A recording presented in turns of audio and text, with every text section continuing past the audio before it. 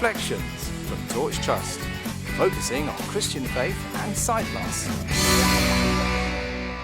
Hello and welcome to Reflections, the show from Torch Trust that focuses on faith and disability in today's world.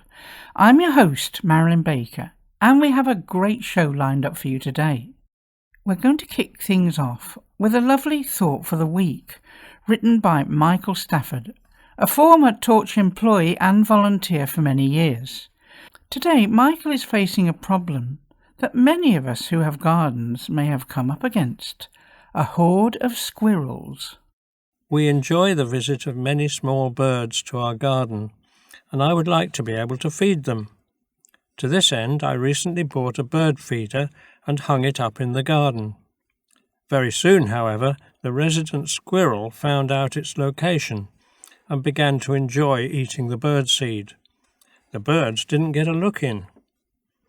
I then tried moving the feeder to a spot where I thought the squirrel couldn't get at it, but I soon learned that squirrels are incredibly clever and will find a way of getting around any obstacle in order to obtain food. The fact that the birds were now unable to get anything was of no concern to the squirrel. He was only concerned with number one. We all have a tendency to be like that squirrel and not consider the needs of others. It is a natural instinct of animals to be only concerned with their own welfare. But we are not animals, and so, as well as caring for ourselves, we should also consider the needs of others. Jesus reminded his disciples in Mark chapter 12, verses 31 and 32, that the second of the greatest commandments is this: love your neighbour as yourself. There is no commandment greater than these. Another characteristic of squirrels is to stow away nuts for the winter. In this they are very wise, making preparations for their future welfare. Even in our language, a phrase we sometimes hear is to squirrel something away for a rainy day. We also need to be wise in preparing for the future, living healthy lives and, where possible, saving money so that we have sufficient to live on after we have retired. Most importantly, we need to ensure that we spend eternity with God in heaven. Thankfully, God has made this possible by sending his Son to die for us and take away our guilt and punishment, so we are fit for heaven. Faith in Jesus as our Saviour will give us a sure and certain destiny for all eternity. Now, if you're a regular listener, I'm sure you'll have heard us talking about Torch and what we offer for blind and partially sighted people. One of these offerings, which we haven't mentioned for a good while, is our network of Torch fellowship groups. Our groups operate across the UK and are a place for anyone who is partially sighted or blind to meet up with people in a friendly, welcoming Christian environment. You don't have to be a Christian to go along, and most of our groups meet on a monthly basis. Our producer Grace recently spoke with David Arthur, who runs our Southwark Group, along with his wife Sheila. When did you get involved with your group, and why? How did that come about? I think somebody from Torch was keen to get a Torch group going in fairly central London.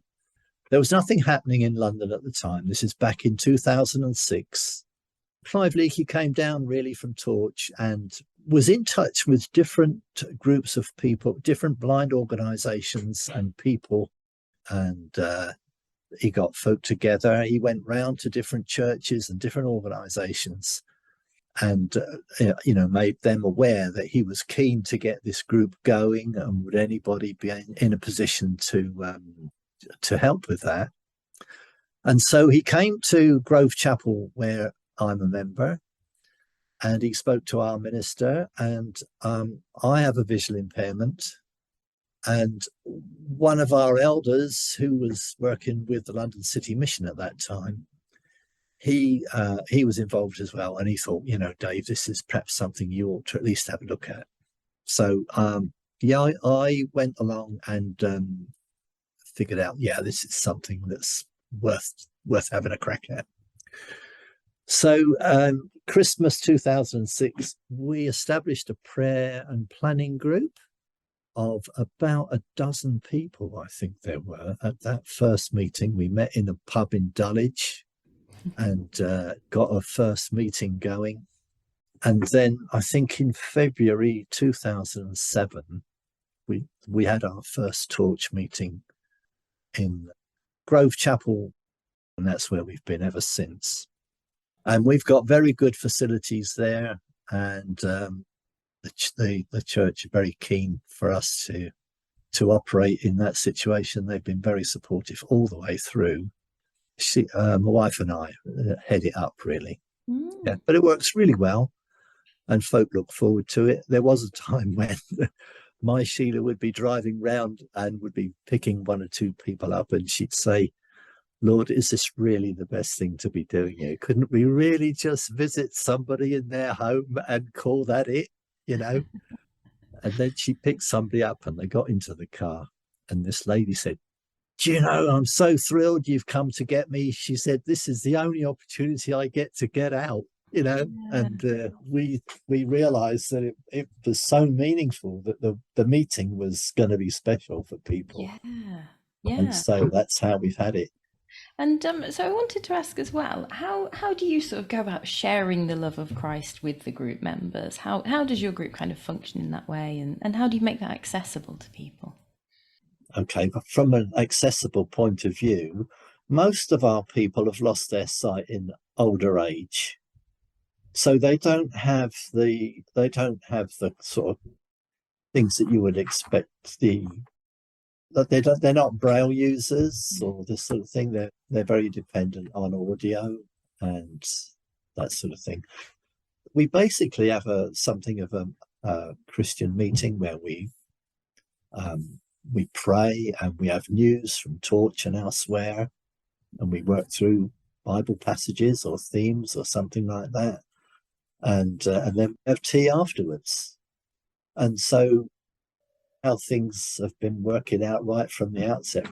So yeah, we have different speakers, and so for instance, during lockdown, when we were on Zoom, we went through Philippians, and that was really good. Recently, we've been going through the sayings in John. I am sayings of John. Oh, okay. John's Gospel. So we've taken one of those each month. And this next month, I'm going to be looking at I am the true vine. So that's what we're going to do. We're well aware that there's some people who come along who don't have connections to faith and all that sort of thing. They love to come to the meeting anyway and meet. It's a sort of a bit of a community thing for them. So that's why we're doing that, and we encourage. So that's what we say and how our speeches go. We are encouraging folk to take up Christian things. I hear that you're actually one of the most diverse groups that we have as well, which is wonderful to hear. I was looking through, I've got sort of Excel sheets with everybody's name on it, and whether they came or whether they didn't, sort of thing. And I was looking back through some of those earlier today, and prior to COVID, we would get about 30 people to our meeting. And the majority of those, more than half of those, their family background would be other than from the United Kingdom. Wow. Yeah. So we've got folk from Sierra Leone, Nigeria, Ghana, Uganda, the West Indies, Australia. Wow. We've got a very mixed bunch of people. It's really good. Yeah. Oh, that's so lovely. That's bringing such a wonderful range of different people's. You probably picked that up from the photos that I sent through, have you? Yes. Yes. Yeah. That's really wonderful that it's a place for everyone, anyone who wants to come. Yeah, I think there really is room. Anybody could come along. And I think some years ago we had somebody from the Indian subcontinent who came. Wow. And he initially came because he heard somebody playing the cello in the church and he wanted to come and hear the music. Oh. And So he came for years. He's now no longer with us, but he came for some years, Oh, and that initially got him. He was very keen to come. yeah. Mm. Oh, that's so lovely. The different ways people are led to the group. Yeah, that's it. He came. There was one occasion when he came, and there were folk coming from headquarters, Brian and Carol. Hmm. And Brian read something called the Father's Love Letter. Hmm. Have you come across that? I think I have, yes. It's a series of Bible quotes that are strung together that sound like a love letter from the Yeah. Father. And his name was Sachi. Sachi was very keen on this. He really liked this. Hmm. You can get it off the web in every different language under the sun. Oh. It's there. You can put your language in and you can get this love letter from the Father in your language. Oh, wow. Anyway, we'd fathomed out what Sachi's language was and we got it for him in his Oh. language. Yeah. Oh, that's so lovely. Oh. So it was accessible on a totally different front. Yes, Yeah. certainly. That's really wonderful. Mm. Oh, that must have meant a lot to him. Yeah. Yeah. And to feel that welcome as well. That's so nice. Yeah, it's good, isn't it? Yeah. Yeah. Well, so my last question for you is I wonder if you could pick out one of your favorite memories. I mean that's probably a really difficult question, but from all the time with the group, do you have any favorite memories from maybe a meeting or an activity?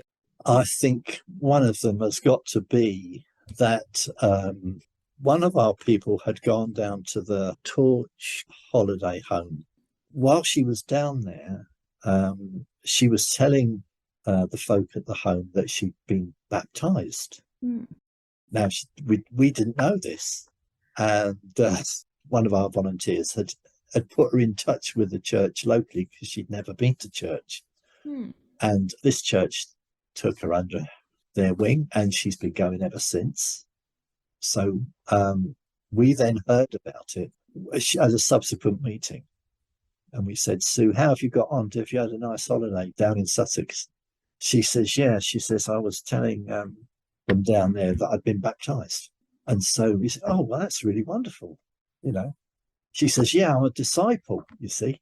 So we thought, wow, this is brilliant that she's come to know the Lord and the church have recognized that and she's been baptized and she's going on with the Lord.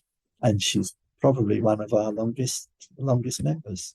But when she came back in 2007, a friend of hers brought her, and it was obvious then she hadn't.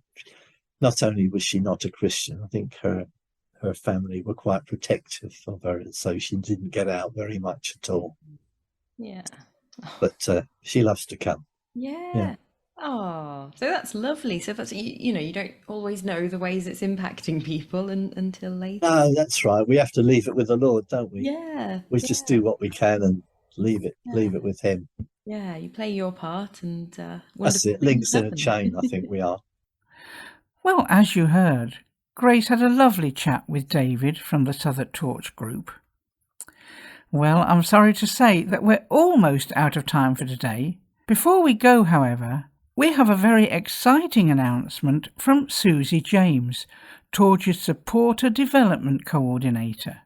Over to you, Susie. I've got some great news to update the listeners to today, and that is that Torch has just received a shipment of 1,000 Pathway audio players. Now, you may recall that we have spoken to you before about these little devices that Torch has, and they can be held in your hand and used offline. And what it means is you can just hit a button and you can listen to the Bible. And it's the NIV read by David Suchet, who is fantastic. One of the recipients, Gail, was telling me, with David reading to you, it's just so easily understood. For anyone, even as she says, is a baby in the gospel, they will find it easy to listen to this and to understand. So yeah, Torch has given away 1,000 of these players, and now we have the next 1,000. So if you are listening and you would like to have one of these players so that you can listen to the New Testament and Psalms for yourself, if you're registered as blind or partially sighted, we would love to give you one as a free gift. There are no strings attached. you can just get in touch with our team.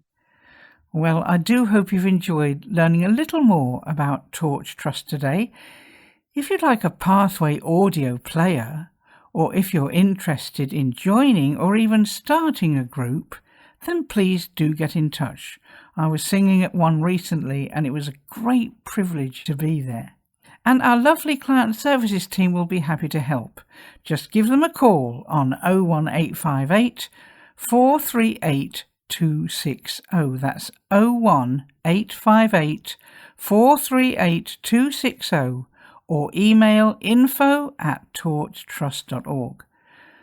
You can also find a map of all the Torch groups on our website. Just go to torchtrust.org, click on Living with Sight-Loss and select Torch Fellowship Groups in the drop-down menu. Until next time, from me, Marilyn, and everyone on the Reflections team, goodbye and God bless. You've been listening to Reflections from Torch Trust.